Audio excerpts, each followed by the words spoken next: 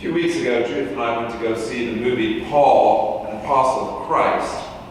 Wasn't in the movie theaters very long. And when we were in the theater, I think there were probably 7 or 8 other people with us. As I watched the movie, which is set in first century Rome, where Paul's in prison awaiting execution during the time of Nero's persecution of the church, I was reminded again that the early Christians did not have an easy time of it. Regarded as somehow threatening to Rome, peaceful followers of Jesus were imprisoned, beaten, used by Nero as human torches, and fed to lions in the Roman circus. It's not a pleasant thought, I know, and perhaps it was a terrible way to begin a sermon on a baptism Sunday. It's worth keeping in mind that this way of Jesus into which we baptize, into which we have been baptized, was from its earliest days compelling enough to die for to some, was repellent enough to others for them to try to stamp it out with violence from Jesus' crucifixion forward. There was something about the way of Jesus, there is something about the way of Jesus that provokes strong responses, both positive and negative. The book of Acts doesn't let us ignore that. By the time we get to the text we read from a minute ago, Peter has been jailed more than once, Stephen has been stoned to death, James has been beheaded, and Paul and his traveling companions have been attacked, imprisoned, and followed from city to city to city by people stirring up mobs against them. And then in Thessalonica, they face more of the same. Apparently, all it takes is 3 weeks of Paul teaching in the synagogue about a Messiah who was willing to suffer and die, and about a God who would not let that death have the last word, in a way that was not about the power or the love of power, but the power of love, for the people to whom Paul is talking to start to be persuaded that there's something to this way. Both insiders in the synagogue and a great many of the devout Greeks, and not a few of the leading women. In other words, Paul's message was beginning to attract people who would have been on the outside or the downside of the religious tradition of the time. It was turning the social norms of the day on their head. The text says it made those on the inside and the upside angry and jealous. They enlisted some ruffians to stir up a mob. How often have you heard the word ruffians used? They enlisted some ruffians to stir up a mob in the city against Paul and Silas. They went to Jason's house where Paul and Silas had been staying. They accused Jason of harboring these people who had been turning the world upside down and saying that there was another king besides the emperor. A few years into my pastorate in North Carolina, I met a man named Linwood Hay. He was the stepfather of a woman in our church whose mother, Maggie, Lynn's wife, was very ill with cancer. I met Lynn and Maggie when I went to the hospital in Winston-Salem to see Maggie one afternoon, and Lynn and Maggie and I really hit it off. Over the years, I came to know a bit more about Lynn's story.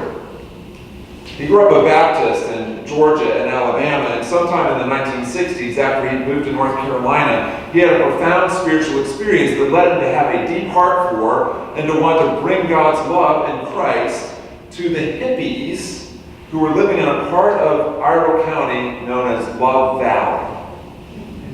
Lynn, who was a counselor, but never received any formal seminary training, and by the way, Love Valley was sort of like the Woodstock of North Carolina. Lynn, who was a counselor and never received any formal training in seminary, began an outreach to the community. Lo and behold, the power of the love that Lynn had in Christ for these young people began to change their lives. And Lynn started to bring groups of them to one of the prominent Baptist churches in Statesville. And it didn't take many Sundays of that for people to pull Lynn aside and say,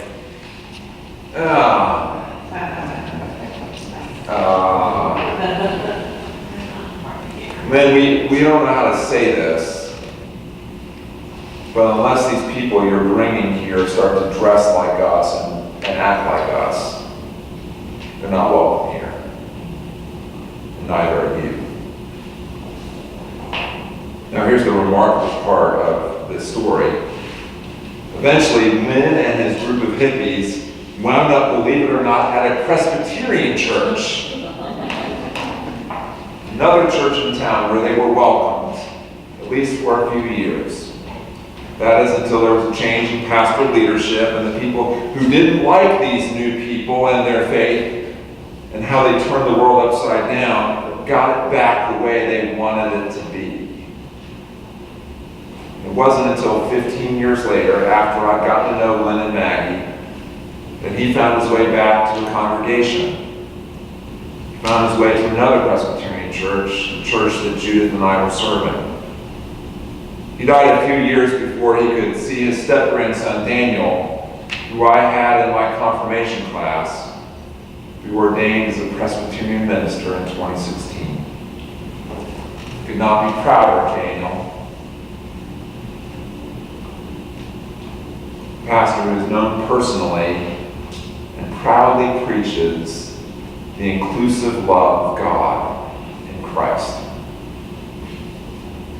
A love which reaches across social divides and embraces people and their differences and speaks up on behalf of those who are unjustly treated and is willing to see and treat everyone as a beloved child of God will always encounter opposition, because that's the way the world works.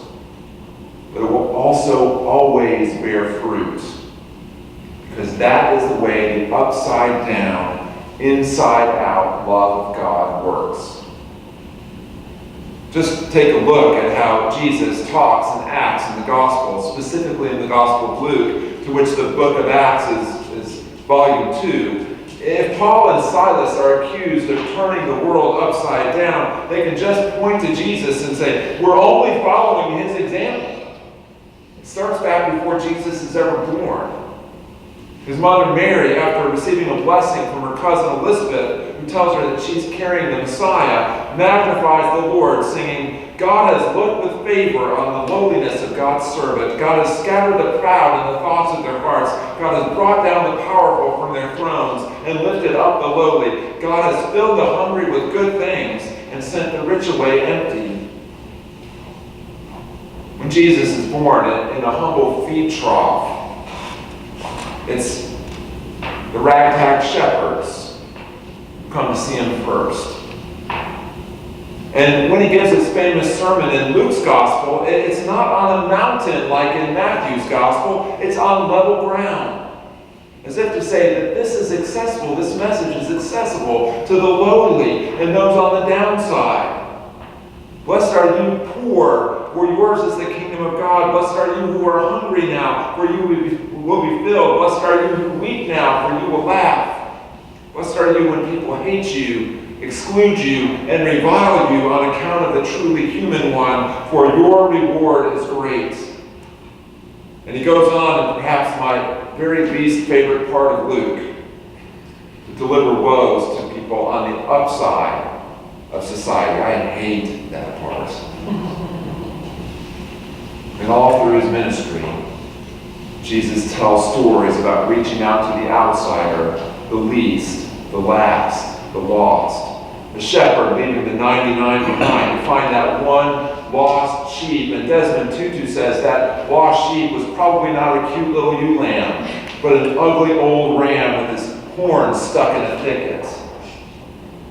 A father rushing out to greet his wayward son and to throw him a feast. A Samaritan who shows compassion to insiders walk by a person in need. A widow who pleads her case with an unjust judge. Jesus learns from the Syrophoenician woman that Gentiles need the love and care of God too. And he reaches out to lepers and tax collectors and a wild man in a graveyard, and he blesses little children. All through his life and ministry, Jesus turns the world upside down, making wrongs right, bringing the outsiders in, and seeking out those who are lost. So what does that mean for you and me? What does that mean for little Olivia Michelle Fox, who was baptized this morning? as the latest person to be drafted as one of Jesus' followers. In the marvelous sermon he preached on the occasion of the 200th anniversary of the Congregational Church in Rupert, Vermont, Frederick Buechner talks about some research he did into the history of that congregation. When renovations led to a new steeple and a bell being installed in the year 1831, after the steeple was added, an agile man named Lyman Woodard, a member of the congregation, stood on his head in the belfry with his feet towards heaven. 1831 this happened. In the sermon Buechner preached, he said, "That's the one and only thing I've been able to find out about this man, whoever he was. But it's enough. I love him for doing what he did. It was a crazy thing to do. It was a risky thing to do. It ran counter to all standards of New England practicality and prudence. It stood the whole idea that you're supposed to be nothing but Solomon Church on his head, just like Lyman himself, standing upside down on his. It was also a magical and magnificent and Mozartian thing to do." Buechner went on, "If the Lord is indeed our shepherd, then everything goes topsy-turvy. Losing becomes finding, and crying becomes laughing. The last become first, and the weak become strong. Instead of life being done in by death in the end, as we always supposed, death is done in finally by life in the end. If the Lord is our host at the great feast, then the sky is the limit." I love that. Jesus turns the world upside down. One of my very favorite family photographs is at a time when my daughters were very young, and Judith and I served churches in upstate New York. In the picture, which I couldn't find, I'm stretched out on a picnic blanket, and I'm holding my younger daughter Martha, who was maybe a year old at the time, upside down. She is grinning from ear to ear. I love that picture. Perhaps what happens when we take part in a community of faith is that we look at and live in the world in a different way. We look at it upside down in order to see it God's way up. In a world that says, hold on at all costs to what you have, we hear it is in giving that we really gain. It's in dying that we really live. In a world that says, you better hate your enemies and get them before they get you, we hear, love your enemies and pray for those who persecute you. In a world that says, don't get involved with those people over there, we send our confirmands downtown to spend time with the homeless, like we did just yesterday.